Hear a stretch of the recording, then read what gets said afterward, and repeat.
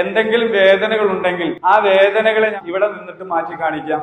എന്റെ ചികിത്സ acupuncture base ചെയ്തിട്ടുള്ളതാണ്, നാച്ചുറോപ്പതി ബേസ് ചെയ്തിട്ടുള്ളതാണ്, കളരി മർമ്മ ബേസ് ചെയ്തിട്ടുള്ളതാണ്, ആയോധന കലകളായിട്ടൊക്കെ കുറെ ബന്ധങ്ങളുണ്ട്.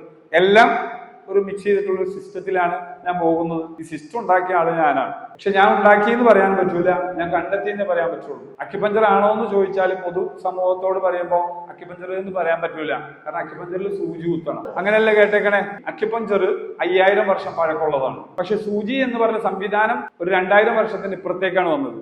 5000 വർഷം പഴക്കമുള്ള അക്യുപഞ്ചറിൽ സൂചി അല്ലായിരുന്നു, കമ്പ്, എല്ല്, മുള്ള് എല്ലാം കൂർപ്പിച്ച് കുത്തിയിരുന്നു എന്നാണ് റിപ്പോർട്ടുകൾ. പക്ഷെ അതിനും പരിമിതികളുണ്ട് എന്ന് അക്യുപഞ്ചർ പഠിച്ച ഏതൊരു വ്യക്തിക്കും ബോധത്തോടു കൂടി നോക്കിയാൽ മനസ്സിലാവും. ലോക്കൽ പോയിന്റിൽ ട്രീറ്റ്മെന്റ് ചെയ്യുന്ന ഒരു സിസ്റ്റം ഉണ്ട്. അപ്പൊ അവിടെ കുത്തണം സൂചി. ആ ഭാഗത്ത് പ്രൈവറ്റ് പാർട്ടുകളിൽ എവിടെയെങ്കിലും ഒക്കെ പ്രശ്നങ്ങൾ ഉണ്ടെങ്കിൽ എല്ല് കൂർപ്പിച്ച് കുത്തിയാൽ പിന്നെ അടുത്ത പ്രാവശ്യം അവർ വരുമോ? അപ്പോ 5000 വർഷം മുമ്പുള്ള ചികിത്സയായതുകൊണ്ട് തന്നെ ആ കാലഘട്ടത്തില് സത്യത്തിൽ സൂചി അല്ലായിരുന്നു ഉപയോഗിച്ചത്. പിന്നെ എങ്ങനെയെന്ന് ചോദിച്ചാല് അതന്ന് നന്നായിട്ട് പഠിക്കുമ്പോൾ മനസ്സിലാവും. മെറ്റീരിയൽ ഇല്ലാത്ത ലോകമായിരുന്നു സത്യത്തിൽ ഒറിജിനൽ അക്യുപഞ്ചർ. മെറ്റീരിയൽ ഇല്ലാതെ ചെയ്യുന്നത് അത് നോക്കിയോ ചൂണ്ടിയോ തൊട്ടോ തടകിയോ ഒക്കെ ആയിരുന്നു. അക്യുപഞ്ചറിന്റെ ബാക്കിലേക്ക് നോക്കിയാൽ അതിന്റെ ഒറിജിൻ പറയുമ്പോൾ മെറ്റീരിയലിനേലും പവർഫുള്ള് മെറ്റീരിയൽ ഇല്ലാത്തതാണ്. കാരണം അക്യുപഞ്ചറിന്റെ മെറിഡിയൻസ്, അക്യുപഞ്ചറിൽ പറയുന്ന എനർജി ചാനലുകൾ അത് വിസിബിൾ അല്ല. നമ്മൾ ഈ ഇരിക്കുന്ന എല്ലാവരുടെയും ശരീരത്തിൽ എനർജി ചാനലുകളുണ്ട്. കറണ്ട് പാസ് ചെയ്യുന്ന ഒരു ചാനലുണ്ട്. ഇവിടെ ഫാൻ കറങ്ങുന്നുണ്ട്. വയറിംഗ് കാണുന്നില്ല, പക്ഷെ ഫാൻ കറങ്ങുന്നുണ്ട്. എന്നാൽ അതിന്റെ ഉള്ളിലൂടെ വയറിംഗും ഉണ്ട്, അതിന്റെ ഉള്ളിലൂടെ ഇലക്ട്രിസിറ്റിയും ഉണ്ട്,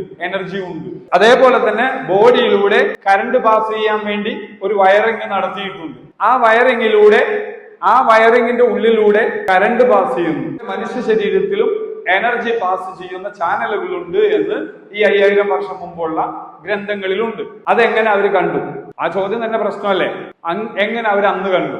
ഇന്നത്തെ സംവിധാനത്തിലൊക്കെ ആയിരുന്നെങ്കിൽ കണ്ടു എന്ന് പറഞ്ഞാൽ വിശ്വസിക്കാം. ഇതെങ്ങനെ കണ്ടു? വിശ്വസിക്കാൻ കഴിയില്ല. പക്ഷെ ഇന്ന് അതിനെ WHO അംഗീകരിച്ച ചികിത്സയാണ്. 133 ചികിത്സകൾ WHO അംഗീകരിച്ചതിൽ ഒന്നാണ് അക്യുപങ്ക്ചർ. അതിൽ മെറിഡിയൻ ഉണ്ട് എന്ന് അംഗീകരിക്കുന്നു.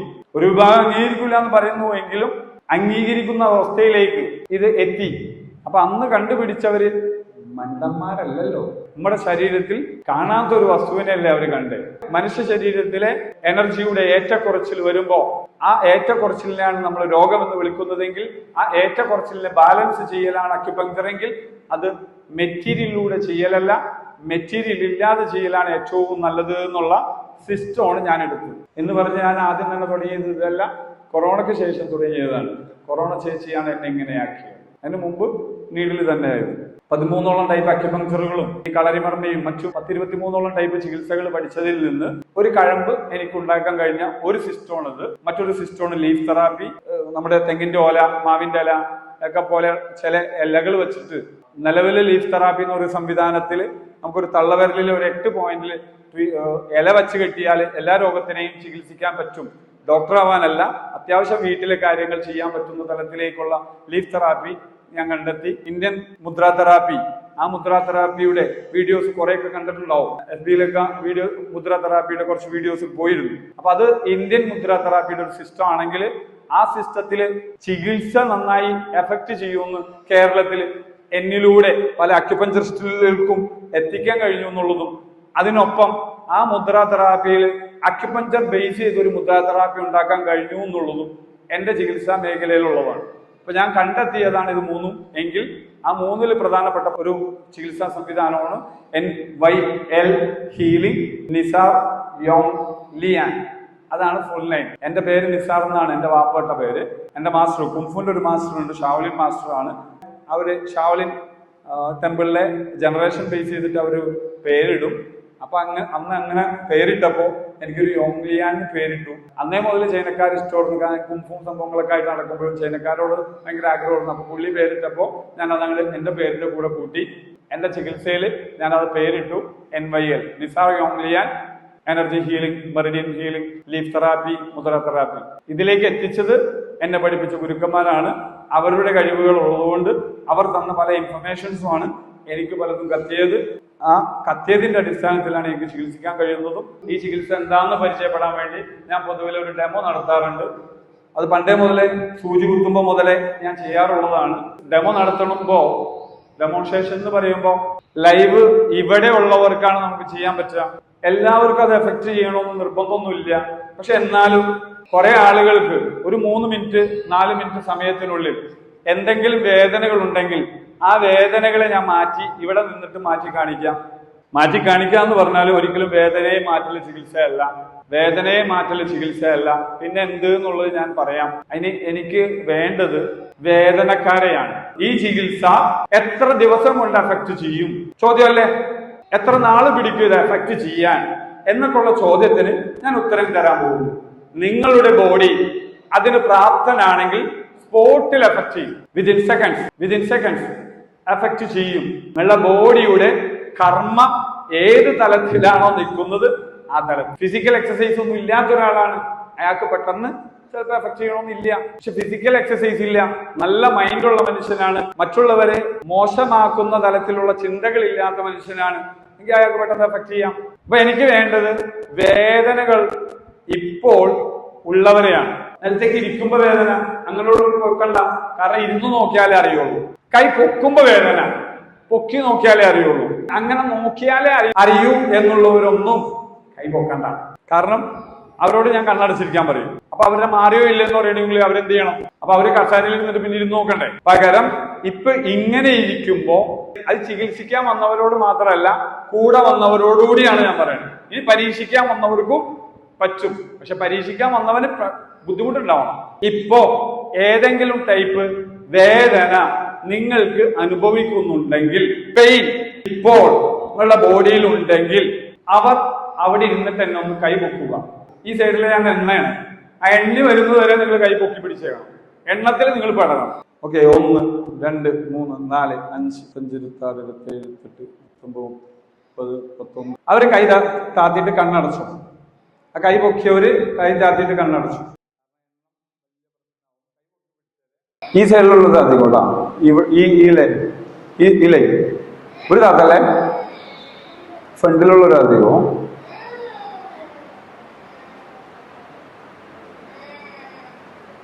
ഓക്കെ, കൈ താത്തിക്കോ, കണ്ണടച്ചു.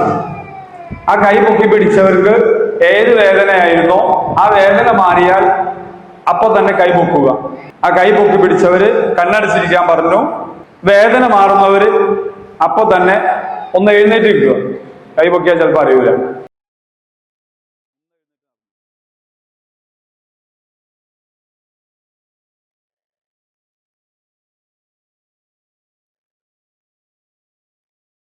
നിങ്ങൾ പറഞ്ഞ വേദന ആ സ്പോട്ടിൽ നിന്ന് മാറിയാൽ എഴുന്നേറ്റ് നിൽക്കുക. കൈ ഉയർത്തല്ല, എഴുന്നേറ്റ് നിൽക്കുക. എന്ത് വേദനയായിരുന്നു? പെടലി കുറഞ്ഞോ?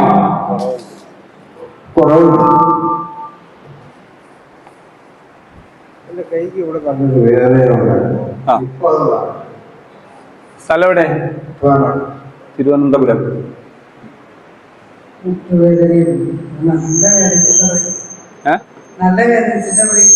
ആ, എവിടെ സ്ഥലം? പട്ടാമ്പി. എത്ര നാളായിട്ടുള്ളത്? 1 വർഷം. ഇപ്പോ വേറെ ഏതെങ്കിലും ചികിത്സ ഇതിനു മുമ്പ് ചെയ്തിട്ടുണ്ടോ?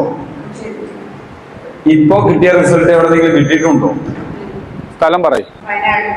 എന്തായിരുന്നു? എത്ര നാളായിട്ടുള്ളത്? എവിടെ സ്ഥലം? എവിടെ സ്ഥലം? എത്ര നാളായിട്ടുള്ളത്? ഫുള്ള് മാറി?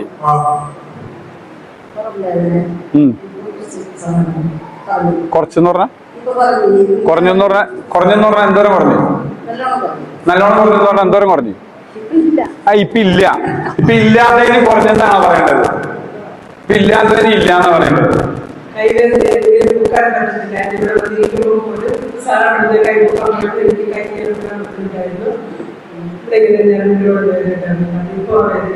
സ്ഥലം കൈവേദനയായിരുന്നു. കൈ പൊക്കാൻ പറ്റാത്തവരോട് കണ്ണടക്കാനൊന്നും പറഞ്ഞില്ല, പക്ഷെ കൈവേദനയായിരുന്നു. ഇപ്പൊ കൈവേദന മാറിയത് മാത്രമല്ല, കൈ പൊക്കിയപ്പോ അതേപോലെ കുറവുണ്ട്.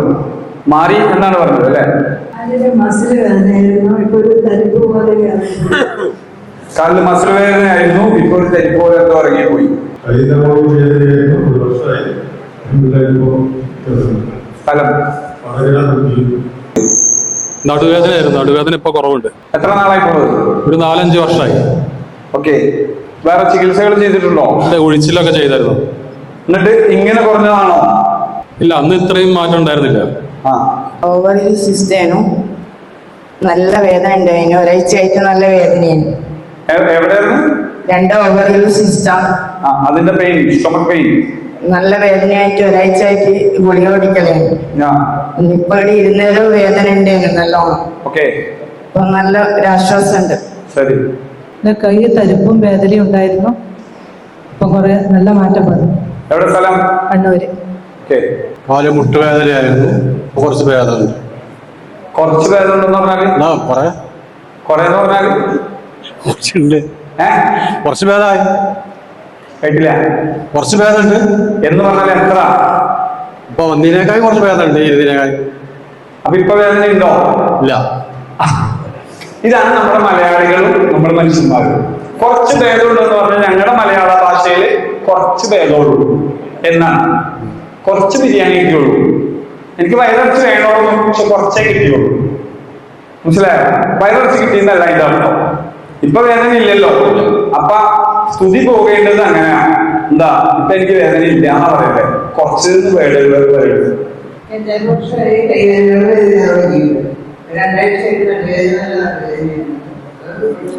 ഇപ്പൊ കുഴപ്പമില്ല. അത് പിടിക്കണം, ഞാൻ പിടിച്ചോ.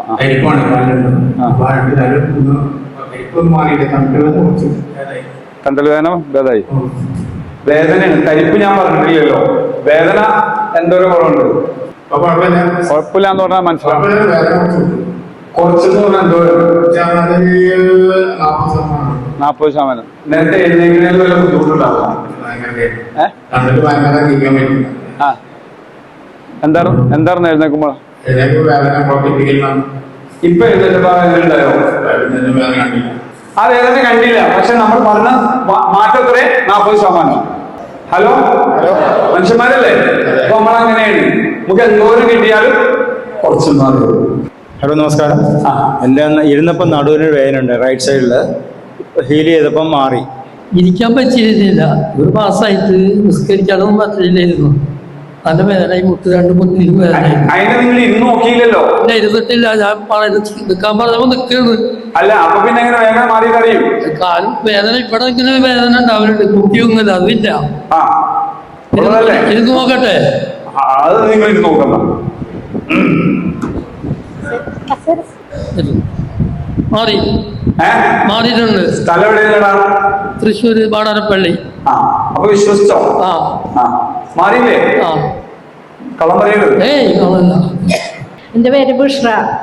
എനിക്ക് മുതുക് വേദനയും നടുവേദനയും നല്ലപോലെ ഉണ്ടായി. 5 വർഷമായിട്ട് തുടങ്ങിയതാ. ഇപ്പൊ മുതുക് വേദന നല്ലപോലെ മാറി. മുതുക് വേദനയും നടുവേദനയും മാറി. കുറവുണ്ട്. 5 വർഷമായിട്ടുള്ളത്. നല്ല വേദനയായിരുന്നു. ഞാൻ കൊങ്ങോർപ്പള്ളി. നമസ്കാരം സാർ, ഞാൻ കാസർഗോഡ് നിന്ന് വരികയാണ്. നൗഫൽ എന്നാണ് പേര്. എൻ്റെ കഴുത്തും കൈയും വേദന ഉണ്ടായിരുന്നു. ഇപ്പോൾ ഇരുന്നപ്പോൾ അത് മാറി. ഒരേ പൊസിഷനിൽ എനിക്ക് നോക്കാൻ പറ്റില്ല കൂടുതൽ സമയം. ഒരേ പൊസിഷനിലേ കൂടുതൽ സമയം നോക്കാൻ പറ്റില്ല ഇരുന്ന്. അതിപ്പോൾ മാറിയിട്ടുണ്ട്. മൊത്തമായി മാറിയിട്ടുണ്ട്. എനിക്കിവിടെ വന്നതിന് ശേഷം ഒരു നെഞ്ചുവേദനയായിരുന്നു. ഇപ്പം അത് മാറി. പക്ഷെ ഞാൻ വന്നത് വേറെ ചികിത്സക്കാണ്. Adenomyosis, fibroid, high bleeding, sugar, depression, കാഴ്ചക്കുറവ്. കണ്ണടച്ചിരുന്നവരൊക്കെ കണ്ണു തുറന്നു. എന്തായാലും ഞാൻ എൻ്റെ ഒരു ചെറിയ ഡെമോ ചെയ്യാന്നാ പറഞ്ഞത്. എന്തായാലും അങ്ങേ അച്ഛൻ വരെ എഫക്ട് ചെയ്തിട്ടുണ്ട്. ഈ സൈഡിൽ എഫക്ട് ചെയ്തു, ആ സൈഡിൽ എഫക്ട് ചെയ്തു. ഞാൻ എണ്ണിയപ്പോ നിങ്ങളുടെ കൈ നേരെ പിടിച്ചവർക്കൊക്കെ അത് എഫക്ട് ചെയ്തു. കാരണം നിങ്ങളുടെ കൈ ആയിട്ടൊന്നും കണക്ട് ചെയ്തില്ല. അപ്പൊ കൈ ഇങ്ങനെയൊക്കെ പിടിച്ചവരുണ്ട്, ഇങ്ങനെയൊക്കെ പിടിച്ചവരൊക്കെ ഉണ്ട്. അവരുടെ കൈയിലേക്ക് എനിക്ക് കണക്ട് ചെയ്യാൻ കഴിയില്ല. പിന്നെ അവരവരുടെ എനർജി ബോഡി പോലെ ഇരിക്കും. എന്തായാലും അതുകൂടി പറഞ്ഞു. നടുവേദന എത്ര നാളായിട്ടുള്ളത്? 36 വർഷം. 36 വർഷം പഴക്കമുള്ള നടുവേദന. ഇപ്പൊ തുടങ്ങിയിട്ട് എത്ര നാളായി? അല്ല, അത് അധികം ഉണ്ട്. എപ്പോഴും ഉള്ളതാണ്. ഇപ്പൊ ഉണ്ടോ? ഇല്ല. എവിടെ സ്ഥലം? കണ്ണൂർ. ഇതൊരു ചികിത്സയുടെ ഒരു സിസ്റ്റമാണ്. ഈ എനർജിയെ നിങ്ങൾക്ക് കാണാൻ കഴിയില്ല, എനിക്കും കാണാൻ കഴിയില്ല. കാരണം എനർജി കാണാൻ കഴിയുന്നതല്ലെന്ന്, പക്ഷെ കണക്ട് ചെയ്യിക്കാൻ കഴിയും. സ്വിച്ച് ഇട്ടാൽ അത് ഫാൻ കറങ്ങും. അപ്പൊ സ്വിച്ച് ഇടലാണ് എന്റെ പണി, കറണ്ട് കൊണ്ടുപോകല് എന്റെ പണിയല്ല. കറണ്ട് വരുന്ന സ്ഥലത്ത് നിന്ന്. 36 വർഷം പഴക്കമുള്ള നടുവേദനയാണെന്ന് അവർ എന്നോട് പറഞ്ഞുവോ? നിങ്ങളുടെ രോഗം പറയാൻ വേണ്ടി വന്നാൽ മാറാൻ സാധ്യത കുറവാണ്. കാരണം നിങ്ങളുടെ രോഗത്തെ ഞാൻ ചികിത്സിക്കുന്നത് അസുഖത്തെയല്ല. അസുഖം എന്ന് പറഞ്ഞാൽ നീ പറയുന്ന വേദനകളാണ്, അല്ലെങ്കിൽ നീ കണ്ട പല വിഷയങ്ങളാണ് നിന്റെ അസുഖങ്ങൾ. നടുവേദന അത് നിന്റെ അസുഖമാണ്. പക്ഷെ നടുവേദന വരാനുള്ള ഒരു കാരണം ചിലപ്പോൾ യൂട്രസിലെ പ്രശ്നമായിരിക്കാം, ഓവറിയിലെ പ്രശ്നമായിരിക്കാം, ഗ്യാസ് ട്രബിൾ ആയിരിക്കാം. പറയുന്നത് മനസ്സിലാവുണ്ടോ? ഗ്യാസ് ട്രബിൾ കൊണ്ട് നടുവേദന വരാം, യൂട്രസിലെ പ്രശ്നം കൊണ്ട് നടുവേദന വരാം, ഓവറിയിലെ പ്രശ്നം കൊണ്ട് നടുവേദന വരാം, മൂത്രാശയ സംബന്ധമായ പ്രശ്നങ്ങളുണ്ടെങ്കിൽ നടുവേദന വരാം. അപ്പൊ നടുവേദന അസുഖമാണ്. രോഗം അതിന് മുമ്പിലുള്ള ഏതോ ഒരു അവയവത്തിന് പ്രശ്നം ഉണ്ടായപ്പോഴാണ് അത് വേദനയായി നമ്മൾ അറിയിപ്പിച്ചത്. അതാണ് രോഗം. സ്ട്രോക്ക് വന്നത് സത്യത്തിൽ രോഗമല്ല. ആ സ്ട്രോക്ക് വരാൻ എന്തൊക്കെയോ ഒരു കാരണങ്ങൾ ഉണ്ടായിരുന്നു. ആ കാരണങ്ങൾ മാറാത്തോടത്തോളം സ്ട്രോക്ക് വീണ്ടും വരും. ഹാർട്ട് അറ്റാക്ക് വന്നു, അതിന് എക്കോസ്പ്രിൻ ഗുളിക കഴിച്ചാൽ ബ്ലഡ് ക്ലോട്ട് ആവാതിരിക്കാനുള്ള ഗുളികയാണ്, നല്ലതാണ്. ഹാർട്ട് അറ്റാക്കിന് സർജറി ചെയ്തു, അല്ലെങ്കിൽ ആൻജിയോപ്ലാസ്റ്റി ചെയ്തു, എന്നിട്ട് വീണ്ടും വന്നു. കാരണം അതിന്റെ റൂട്ട് കോസിന് ട്രീറ്റ്മെന്റ് ചെയ്യാത്തോടത്തോളം അത് വീണ്ടും വരും. ആ റൂട്ട് കോസിന്റെ പേരാണ് രോഗം. അത് കണ്ടെത്തലുകൾ പലപ്പോഴും നടക്കാറില്ല. മറ്റേത് നമ്മളെ അസുഖങ്ങൾ, നമ്മൾ പറയുന്ന പല രോഗങ്ങളുടെ പേരുകൾ, അതൊക്കെ അസുഖങ്ങളാണ്. അപ്പൊ അതെല്ലാം മാറണമെങ്കിൽ നിങ്ങൾ സത്യത്തിൽ നിങ്ങളുടെ അസുഖം പറയാൻ വന്നാൽ ഞങ്ങൾ നിങ്ങളുടെ അസുഖത്തിലേക്ക് നോക്കിയാൽ നിങ്ങളുടെ രോഗം മാറണമെന്നില്ല. രോഗം മാറിയാൽ അസുഖവും മാറും, രോഗവും മാറും. അസുഖം മാറ്റാൻ നോക്കിയാൽ അസുഖം ചിലപ്പോ മാറും, ചിലപ്പോ മാറൂല, രോഗം വളരും. പ്രോസ്റ്റേറ്റിന് പ്രശ്നമുള്ള ഒരാൾക്ക് ആ പ്രശ്നം അധികരിച്ചാൽ പ്രോസ്റ്റേറ്റ് ക്യാൻസറിലേക്ക് പോകും. അപ്പൊ പ്രോസ്റ്റേറ്റിനൊരു പ്രശ്നം വരുമ്പോ തന്നെ അയാൾക്ക് നടുവേദന കൊടുത്താൽ ആ നടുവേദനയെ മാറ്റുന്നത് രോഗചികിത്സയല്ല, പകരം നടുവേദന വരാനുണ്ടായ പ്രോസ്റ്റേറ്റ് കംപ്ലൈന്റിനെ പരിഹരിക്കലാണ് ചികിത്സയിൽ പ്രാധാന്യം. അപ്പൊ പ്രോസ്റ്റേറ്റിന് കംപ്ലൈന്റ് ഉള്ള ഒരാൾക്ക് റൂട്ട് കോസിന് ട്രീറ്റ്മെന്റ് ചെയ്യുമ്പോൾ, നിങ്ങൾ രോഗം പറയാതെ തന്നെ നമ്മളോട് ട്രീറ്റ്മെന്റ് ചെയ്യുമ്പോൾ അയാളുടെ പറയാത്ത ആ വിഷയത്തിലേക്ക് എഫക്ട് ചെയ്യുമ്പോൾ അയാൾ പ്രകടമായ ഏത് വിഷയമാണോ ആ വിഷയവും പരിഹരിക്കും.